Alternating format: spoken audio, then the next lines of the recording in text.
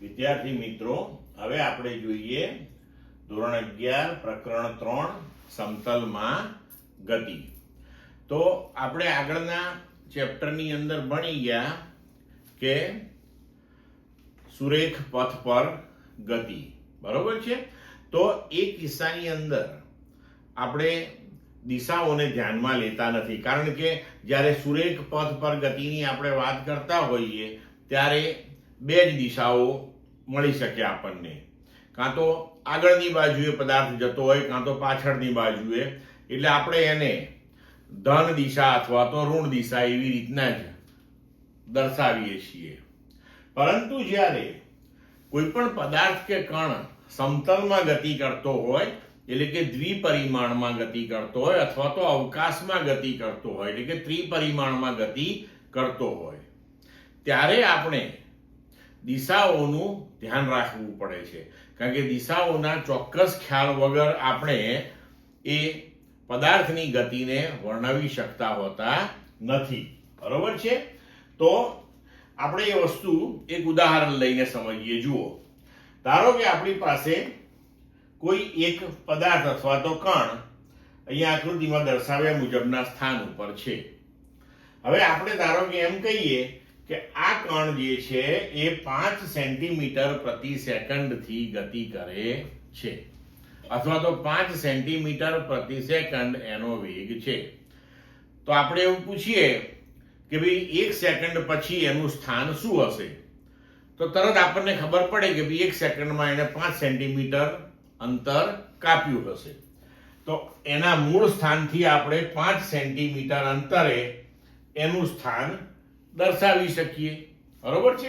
પણ હવે અહીંયા આગળ આપણા માટે પ્રશ્ન એ થાય કે જો આપણે 5 સેન્ટીમીટરે એનું સ્થાન દર્શાવવાનો જે પ્રયત્ન કરીએ છીએ તો એમાં થોડીક મુશ્કેલી પડશે આપણને. કેવી રીતે? કે આપણે એમ કહ્યું કે ભાઈ એ 5 સેન્ટીમીટર પ્રતિ સેકન્ડ થી ગતિ કરી રહ્યો છે, 1 સેકન્ડમાં એ 5 સેન્ટીમીટર અંતર કાપે.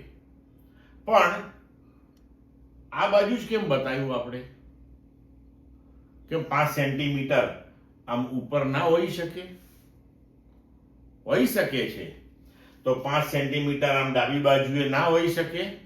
હોઈ શકે છે. તો આનો મતલબ તો એ થયો કે આપણે આ મૂળ સ્થાન જે હતું કણનું એને કેન્દ્ર તરીકે લઈ અને 5 સેન્ટીમીટરની ત્રિજ્યાનો જો એક ગોળો કલ્પી લઈએ તો આ ગોળાની સપાટી ઉપર કણ કોઈ પણ સ્થાને હોઈ શકે છે. તો હવે કણનું સ્થાન તમે નિશ્ચિત જ નહીં કરી શકો, બરોબર છે. તો પછી એની ગતિને વર્ણવી કેવી રીતે શકીશું આપણે? તો હવે અહીંયા આગળ ખૂટ્યું શું કે ભાઈ કણ 5 સેન્ટીમીટર પ્રતિ સેકન્ડના વેગથી અથવા તો ઝડપથી ગતિ કરે છે, પણ કઈ દિશામાં ગતિ કરે છે એ આપણે દર્શાવવાનું રહી ગયું હતું, બરોબર. એટલે કે જ્યારે દ્વિપરિમાણ કે ત્રિપરિમાણની અંદર ગતિનું વર્ણન આપણે કરવું હોય ત્યારે સ્થાનાંતર, વેગ, પ્રવેગ, આ બધી જે ભૌતિક રાશિઓ છે તેને આપણે સદિશ સ્વરૂપે દર્શાવવી પડે. તો ભૌતિક રાશિઓ જે છે એને આપણે બે વિભાગમાં વહેંચીએ છીએ, બરાબર. અદિશ ભૌતિક રાશિઓ અને સદિશ ભૌતિક રાશિઓ. અદિશ ભૌતિક રાશિઓ કોને કહેવાય? કે જે રાશિઓને તેના માન અથવા તો મૂલ્યની મદદથી સંપૂર્ણપણે વર્ણવી શકાય છે તેવી ભૌતિક રાશિઓને આપણે અદિશ ભૌતિક રાશિઓ કહીએ છીએ. એનો એકમ તો આપણે લખવો જ પડે, બરોબર છે. તો જે ભૌતિક રાશિઓનું વર્ણન માત્ર માનની જરૂર પડે અથવા તો મૂલ્યની, એમાં દિશાની જરૂર પડતી નથી, તો તેવી ભૌતિક રાશિઓને આપણે અદિશ ભૌતિક રાશિઓ કહીએ છીએ. ઉદાહરણ સ્વરૂપે આપણે જોઈએ તો કે દળ, અંતર, સમય, ઘનતા, તાપમાન, દબાણ, ઝડપ, કાર્ય, આ બધી જે ભૌતિક રાશિઓ છે એને માત્ર ને માત્ર તેના મૂલ્યથી જ રજૂ કરી શકાય છે, તેમાં દિશાની જરૂરત પડતી નથી. અને વ્યવહારમાં આપણે જોઈએ છીએ એવું, આપણે એમ કહીએ કે ભાઈ કોઈ પદાર્થનું દળ 5 કિલોગ્રામ છે, પછી એવું ના હોય કે ધન એક્સ દિશામાં જાવ તો 5 કિલોગ્રામ હોય ને ઋણ એક્સ દિશામાં જાવ તો દળ બદલાઈ જાય. એવું ક્યારેય થતું નથી, બરોબર. એટલે આવી ભૌતિક રાશિઓને આપણે અદિશ ભૌતિક રાશિઓ કહીએ છીએ. અહીંયા એ યાદ રાખવાનું, ભૌતિક રાશિ અદિશ હોય કે સદિશ હોય, દરેકને જ્યારે રજૂ કરીએ ત્યારે તેના ચોક્કસ એકમો આપણે દર્શાવવા જ પડે છે. હવે આપણે જોઈએ સદિશ ભૌતિક રાશિઓ. તો જે ભૌતિક રાશિઓના વર્ણન માટે તેના મૂલ્ય ઉપરાંત દિશાની પણ જરૂર પડતી હોય તેવી ભૌતિક રાશિઓને આપણે સદિશ ભૌતિક રાશિઓ કહીએ છીએ. અને ઉદાહરણ સ્વરૂપે આપણે જોઈ શકીએ કે સ્થાન, સ્થાનાંતર, વેગ, પ્રવેગ, બળ, આ બધી ભૌતિક રાશિઓ જે છે એને આપણે જ્યારે રજૂ કરીએ ત્યારે તેના મૂલ્યની સાથે સાથે તેની દિશા પણ આપણે દર્શાવવી પડે છે કે ભાઈ આ ભૌતિક રાશિ કઈ દિશામાં અસરકારક છે, એ પણ દર્શાવવું પડે છે આપણે, બરોબર. હવે આ સદિશ ભૌતિક રાશિઓ જે છે એને આપણે કેવી રીતે દર્શાવીએ છીએ સંજ્ઞાત્મક રીતે? તો જે તે ભૌતિક રાશિ માટે આપણે જે સંકેત વાપરતા હોઈએ, જેમ કે વેગ માટે વી વાપરીએ છીએ, તો પુસ્તકની અંદર આપણને આ વેગ દર્શાવવા માટે એનો જે સંકેત છે કે વી, એને ઘાટા અક્ષરે, કે જેને આપણે બોલ્ડ લેટર કહીએ છીએ, તો ટેક્સ્ટબુકની અંદર ચોપડીમાં બોલ્ડ લેટરથી બતાવે છે, ઘાટા અક્ષરથી. પણ આપણે જ્યારે સપ્લિમેન્ટરીમાં લખતા હોઈએ ત્યારે ઘાટા અક્ષરથી ન બતાવી શકીએ એને, એ વ્યવહારિક નથી.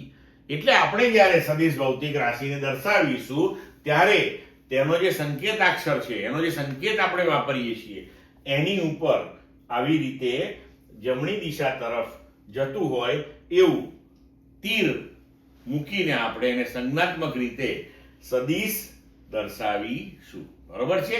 તો આ જે આપણે સંજ્ઞા વાપરી એનો મતલબ કહેવાય કે સદિશ વી, બરોબર છે. હવે જોઈએ આગળ, જુઓ કે સદિશ ભૌતિક રાશિનું મૂલ્ય કેવી રીતે બતાવવું આપણે. તો એનું મૂલ્ય દર્શાવવા માટે આપણે જે આ સદિશ વી અહીંયા લખ્યો એને માનાંકમાં લખવામાં આવે છે, અથવા તો એકદમ સાદી રીતે તમે સંકેતને વાપરી લો, વી એટલે વી, બસ, બરોબર છે. તો દાખલા તરીકે આપણે 5 ન્યૂટન બળ એ મૂલ્ય સ્વરૂપે દર્શાવવું હોય તો બળની સંજ્ઞા એફ એને સદિશ સ્વરૂપે મૂકી માનાંકમાં મૂક્યો, અથવા તો તમે ખાલી એફ જ લખો, બસ, એના બરાબર 5 ન્યૂટન. તો આ રીતે આપણે દર્શાવવું પડે છે. હવે આલેખ રીતે આપણે સદિશને કેવી રીતે રજૂ કરી શકીએ, કે સદિશને આપણે કોઈ જગ્યાએ રજૂ કરવો હોય તો કેવી રીતે એને દર્શાવી શકાય, બરોબર. તો સદિશને આપણે તીરવાળા રેખાખંડથી દર્શાવી શકીએ છીએ. અને આ તીરની દિશા આપણે સદિશ રાશિ જે દિશાની અંદર અસરકારક હોય એ દિશામાં આ તીર બતાવવું પડે, બરોબર છે. આ તીર જે છે એનો આ તીરવાળો જે ઉપરનો ભાગ છે એને આપણે શીર્ષ કહીએ છીએ, અને આ તીરનો જે છેડાનો ભાગ છે, પાછળનો ભાગ છે, એને પુચ્છ કહેવામાં આવે છે. અને અહીંયા આગળ હવે આપણને એક પ્રશ્ન થાય કે આ જે આપણે તીરવાળો રેખાખંડ રજૂ કર્યો અહીંયા, એની લંબાઈ કોઈ પણ રાખી શકાય? ના, એવું નથી. આપણે જે ભૌતિક રાશિને અહીંયા રજૂ કરતા હોય એ ભૌતિક રાશિનું જે મૂલ્ય હોય એને અનુરૂપ પ્રમાણ માપ લઈને આપણે આ રેખાખંડની લંબાઈ નક્કી કરવાની હોય છે. જેમ કે આપણે એમ કહીએ કે ભાઈ આ દિશામાં 5 ન્યૂટન બળ લાગે છે, તો એ દિશામાં આપણે સદિશ તો મૂકી દીધો, પણ હવે એનું મૂલ્ય 5 ન્યૂટન છે. તો અહીંયા આપણે પ્રમાણ માપ એવું લઈએ કે 1 ન્યૂટન બરાબર 1 સેન્ટીમીટર. તો 5 ન્યૂટન બરાબર 5 સેન્ટીમીટર થાય, તો પછી આપણે આ રેખાખંડની લંબાઈ જે છે એ 5 સેન્ટીમીટર જેટલી રાખવી પડે. આ પદ્ધતિથી રેખાખંડની ઉપર તીર મૂકીને આપણે જે તે ભૌતિક રાશિ જે છે એને દર્શાવી શકીએ છીએ. બરોબર? ક્લિયર?